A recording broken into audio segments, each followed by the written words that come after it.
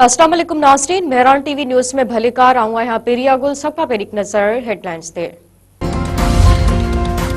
तरक्की ऐं मनसूबाबंदी वारे वफ़ाक़ी वज़ीर एहसन इक़बाल चयो आहे त पाकिस्तान वटि सिर्फ़ ॿ रस्ता ई आहिनि, या कर्ज़ वठी या एक्सपोर्ट वधाए।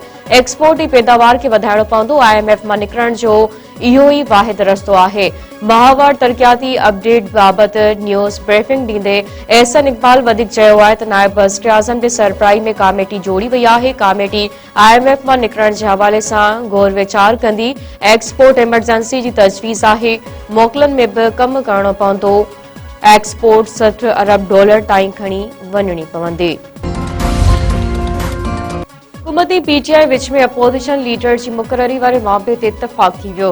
तहरीक इंसाफ जे चेयरमैन बैरिस्टर गौहर खान चयो आहे त क़ौमी असम्बली जे स्पीकर सां अपोजिशन लीडर जी मुक़ररी बाबति मामला तइ थी विया आहिनि। महमूद खान अचकज़ई खे अपोजिशन लीडर बणाइण जो फ़ैसिलो कयो वियो आहे। गवर्नर KPK फैसल करीम कुंडी चयो आहे त अफ़गानिस्तान न त पोइ केरु पियो दहशतगर्दी करे। सोहेल अफरीदी ॿुधाए त माण्हुनि खे शहीद केरु पियो करे। ही चाहिनि था त फ़ौज निकिरी वञे ऐं ऑपरेशन न करे। पंहिंजे बयान में गवर्नर KPK वधीक चयो आहे त छा पुलिस ख़ाली हथे विढ़ंदी। मञूं था त वफ़ाक़ 100% हिसो नाहे ॾिनो, पर जेका रक़म ॾिनी उहा केॾांहुं वई।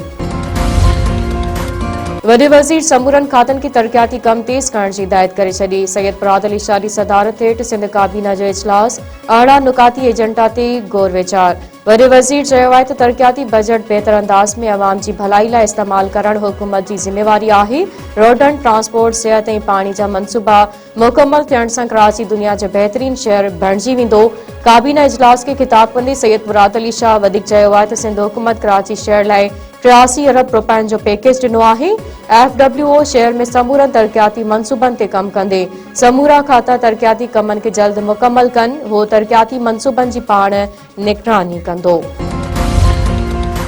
हुकूमत पीपल्स पार्टी जी सख़्त रद्दअमल बाबति इकोनॉमिक ज़ोन तरमीमी ऑर्डिनेंस वापसि वठी छॾियो। वज़ीर आज़म पारां ऑर्डिनेंस जी मंज़ूरी लाइ सदर खे एडवाइस उमाणी वई। ज़रनि मूजिबि हुकूमत पारां ऑर्डिनेंस मंज़ूरी लाइ सदर खे उमाणियो वियो हो। सदर 15 ॾींहं ताईं सही न कई। सदर पारां सही न करण ते ऑर्डिनेंस पाण मुरादो लागू थी वियो। पीपल्स पार्टी ऑर्डिनेंस ख़िलाफ़ गुज़िरियल ॾींहुं क़ौमी असम्बली जे इजलास में एहतजाज ऐं वॉकआउट कयो हो। अमरीका ईरान सां वापार ते नयूं पाबंदियूं लॻाए छॾियूं। सदर ट्रंप पारां ईरान सां वापार कंदड़ मुल्कनि मथां 25% टैरिफ लागू। व्हाइट हाउस पंहिंजे शहरियुनि खे जल्द खां जल्द ईरान मां निकिरण जी हिदायत करे छॾी। व्हाइट हाउस जो चवणु आहे त अमरीकी शहर जल्द ईरान मां निकिरण ऐं हुकूमती मदद जो इंतज़ार न कनि। ईरान जे सुप्रीम लीडर आयतुल्ला खामनई चयो आहे त ईरानी क़ौम दुश्मननि जी साज़िशुनि खे खाक मिलाए छॾियो। साज़िशुनि ते किराए जे एजेंटनि ज़रिए अमल कराइणो हो। हुकूमत जी हिमायत में रैलियूं अमरीका लाइ वार्निंग आहे। पंहिंजे बयान में आयतुल्ला खामनई वधीक चयो आहे त अमरीका पंहिंजे एजेंटनि ते एतबार करणु छॾे ॾे। ईरान क़ौम पंहिंजे दुश्मन खे सुञाणे थी। ईरान जी अज़ीम क़ौम दुश्मननि ख़िलाफ़ हमेशा मैदान में बीठल हूंदी आहे। चीन पारां अमरीका जे हिक तरफ़ियुनि पाबंदियुनि जी मुख़ालिफ़त। चीन चयो आहे त वापारी जंगियुनि में केर बि फातेह नाहे थींदो।